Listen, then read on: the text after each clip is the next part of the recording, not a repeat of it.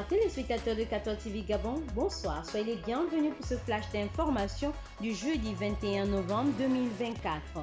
Dans le magistère universel, aimons-les et protégeons-les. C'est avec ce terme que le Saint-Père a annoncé à l'issue de l'audience générale du mercredi 20 novembre 2024 la tenue le 3 février 2025 prochain de la première rencontre mondiale dédiée aux droits de l'enfance au Vatican. Pour le pape François, le but de cette journée sera une occasion donnée pour les experts et les personnalités des différents pays du monde de trouver de nouveaux moyens d'aider et de protéger des millions d'enfants encore privés de droits et qui vivent dans des conditions précaires. Pour une meilleure organisation de ce grand événement, c'est le père Enzo Fortunato qui a été nommé président du comité pontifical pour la journée mondiale de l'enfance.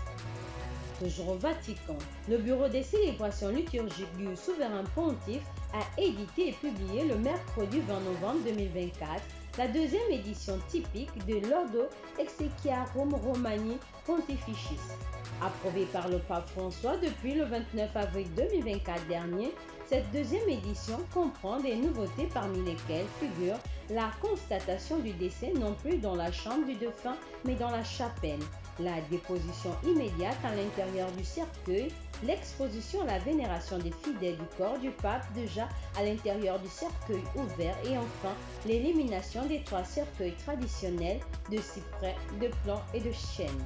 Le but de ces changements, déclare Monseigneur Diego Ravelli, maître des célébrations liturgiques des souverains pontifes, c'est de simplifier et d'adapter certains rites afin que la célébration des funérailles de l'évêque de Rome exprime mieux la foi de l'Église dans le Christ ressuscité.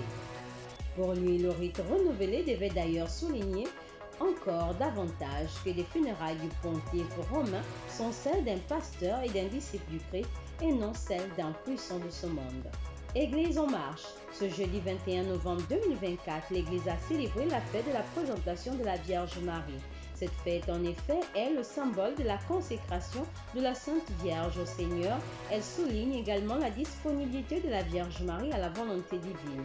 Ce fut également l'occasion de célébrer la journée de la vie consacrée monastique. Pour cette fête, ayant une pensée particulière pour les sœurs Clarisse du monastère Notre-Dame des Anges d'Essassa.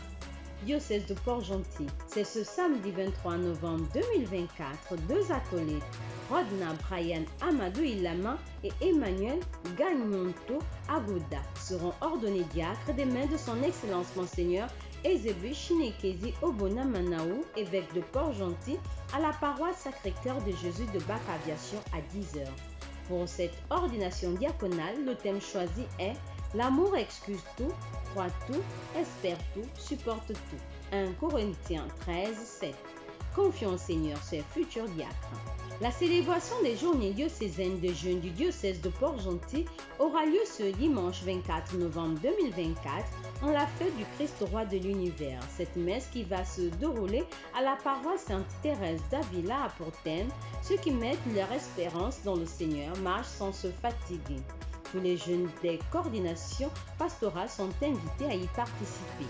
Société, instituée depuis 1996 par l'UNESCO pour encourager des échanges mondiaux de programmes télé se consacrant sur la paix, la sécurité, le développement social et économique et l'amélioration de l'échange culturel. La journée mondiale a été célébrée ce jeudi 21 novembre 2024 au Gabon.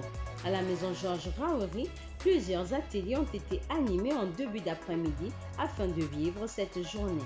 Chers téléspectateurs de 14 TV Gabon, c'est ainsi que s'achève votre flash d'information de ce jeudi 21 novembre 2024. Nous vous remercions de l'avoir regardé.